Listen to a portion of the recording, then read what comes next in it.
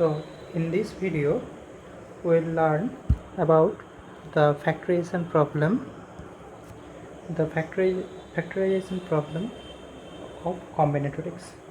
These problems are application of multiplication problems of combinatorics. We all know about the multiplication principle of combinatorics. Now applying that principle, we may solve some factorization problem. Factorization problem means to find out the number of positive factors of any positive number. So let us start with an example. So we start with an example.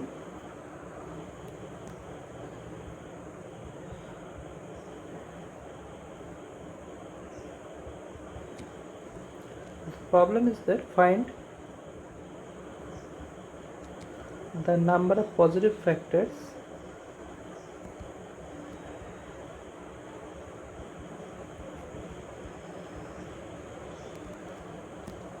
of 4 to the power 6, 6 to the power 7 into 21 to the power 8.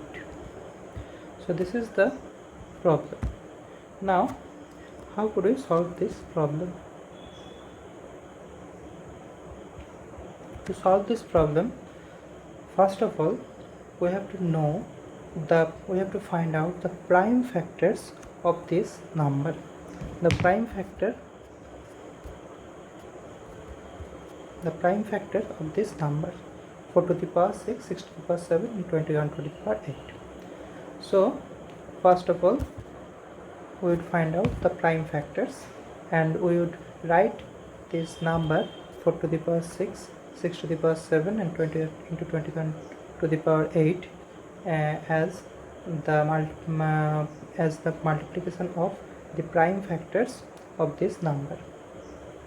So the prime factors would be, we could find out the prime factors are like this: 4 to the power 6, 6 to the power 7, 21 to the power 8. So this would be 2 square 4 to the power 6 into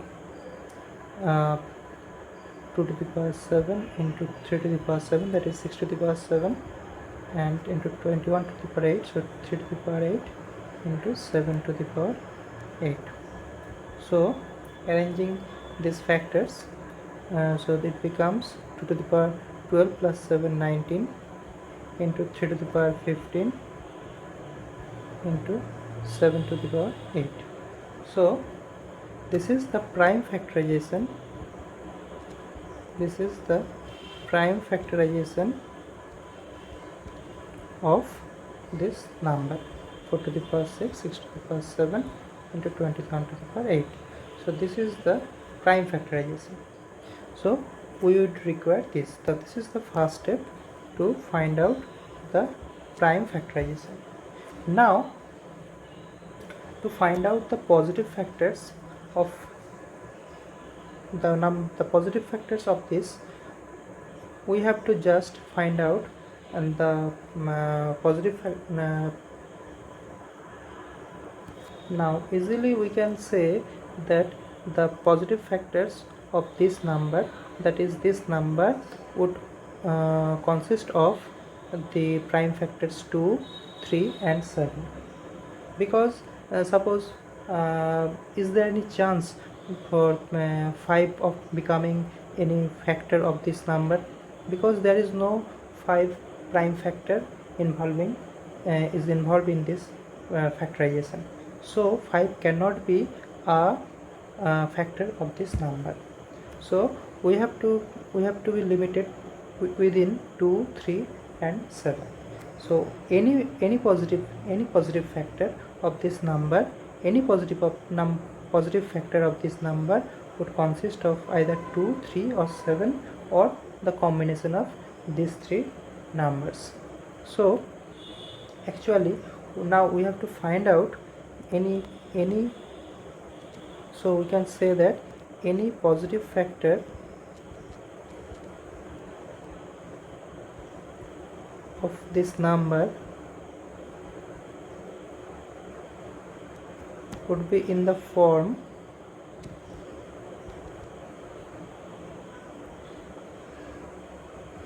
2 to the power I, 3 to the power j into 7 to the power k, because simply because the prime factorization consists of 2, 3 and 7, these three prime factors. So any prime factor which is not which are not 2, 3 or 7, like 5 or 11 or 13, that won't come in the factors of this number because they are not present here. So any positive number which would be the factor of this number would consist of 2, 3, 7, either only 2 or combination of 2 and 3 or combination of 2, 7 or combination of 3, 7, any of these. Now what is ijk? Ijk would be, the constants would be, ijk constants would be, I should belong to this set 0, 1 to 19, j belongs to the set 0, 1, to 15, and k would consist, k should come from the set 0, 1 to 8. Why? Because we see that 2 has the power 19, so no positive factor could contain any factor, could contain a factor which has in which 2 has power greater than 19. So maximum 2 to the power 19 could be present in the positive factor, or less than that, or less than 19. So the power of 2 is I, so I should be in the set 0 to 19, in between these numbers. If I is equal to 0, then 2 to the power 0 means 1, that means in that factor 2 won't come. If j is 0, that means that factor won't contain 3, and if k is 0, that factor won't contain 7. That would be multiplication of some powers of 2 with some powers of 3.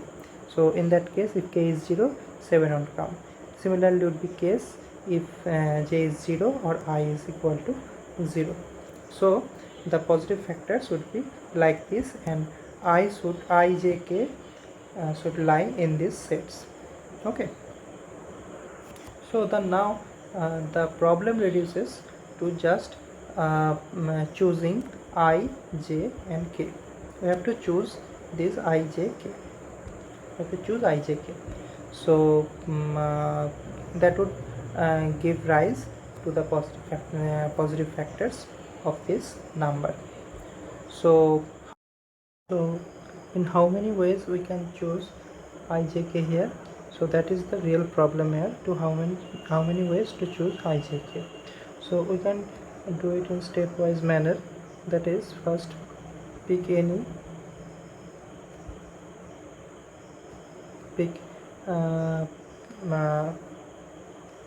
number I from the set 0, 1 up to 19.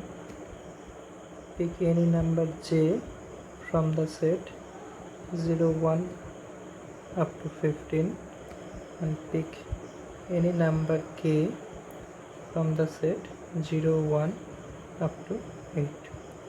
So in how many ways altogether, in how many ways we can choose I, j, k?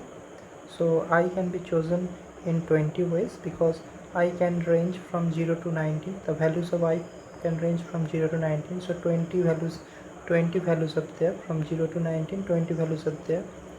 Into j can be chosen in 16 ways, 0 to 6, 0 to 15, 16 numbers up there, and k can be chosen in 9 ways. So 20 into 144, that means it's equal to 2886. So in this way we can choose the positive factor. If we choose I, j, k, that means in this way we can choose the positive factors. Now here we used the multiplication principle.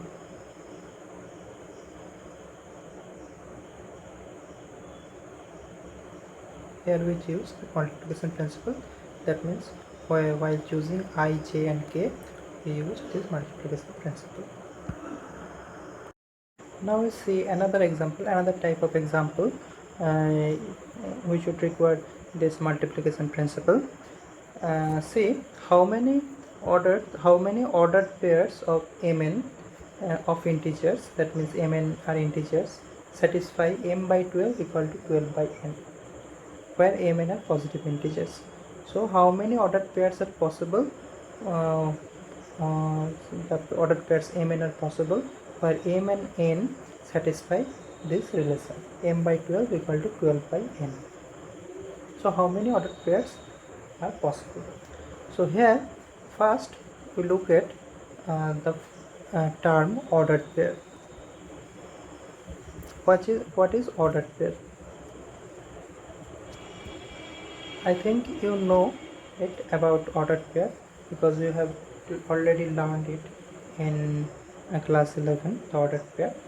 But again I am reminding you about this, the ordered pair.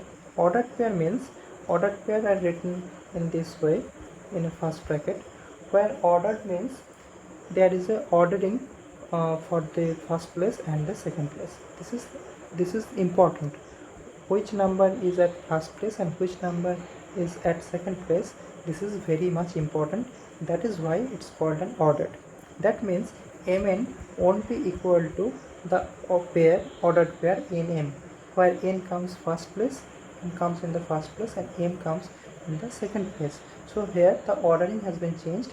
That means the second place here, the number which was at the second place in this pair, that is in the first place in this pair, and the number which is first place, which is in the first place in this pair, that is in the second place in this pair. So the places have been changed, so the pair is no longer the same. So this is called ordered pair, where this ordering is very much important. What is in the first place and what is in the second place, this ordering is very important here. So that is it. That is why it is called an ordered pair. Now there is an interesting issue. If m equal to n, if there is a case where m is equal to n, suppose m and a both are equal to 3, then mn is also 3 3 and nn is also 3 3. Then what should I do? Then both are the same ordered pair, that is 3 3. So in this case, if any case arises where the m and n are equal, then we won't count both the ordered pairs. We would count it as a single ordered pair. So we would count it as one, that means a single ordered pair. We won't count it as two ordered pairs because both are same. So that would be meaningless to count it as separate ordered pairs. So we would count it as one ordered pair. Okay, so that's all for counting ordered pair here. Now we come to the main problem. Now the main problem is we have to find out m and n such that which satisfies this equation. That means mn equal to 144. So the problem is that m must be a factor. So there are two factors, m and n. So m must be a factor of 144. So m must be a factor of 144. So m a factor of 144. And what would be the n? N would be simply 144 by n. That means n would entirely depend upon m. N would entirely depend upon m. Whatever we choose as m, then we could get n just by dividing 144 by that n. So n would depend on m. So if we could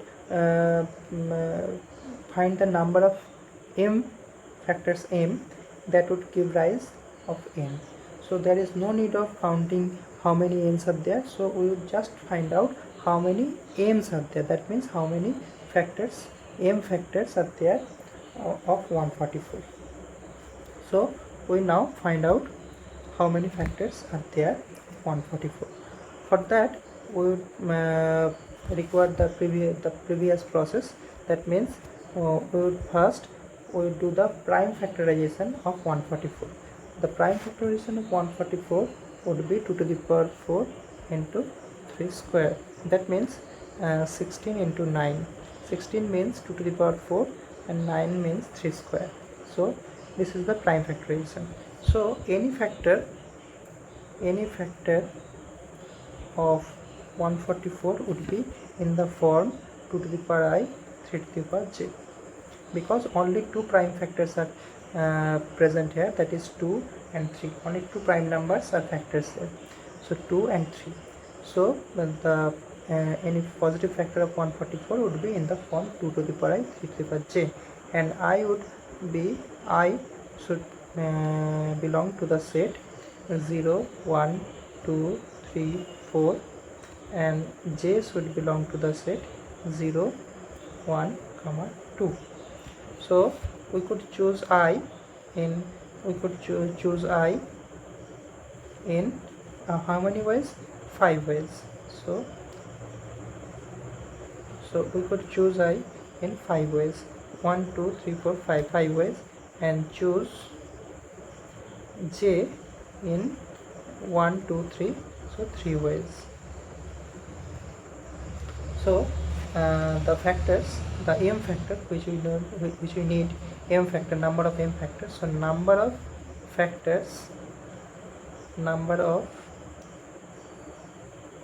factors of 144 are 5 into 3, number of 15 factors. So that means we can find out m in 15 ways. So n would also come likewise. That means n would come just dividing 144 by m. So there are 15 ways. In 15 ways, or 15 ordered pairs are there, which would satisfy m by 12 and 12 by m.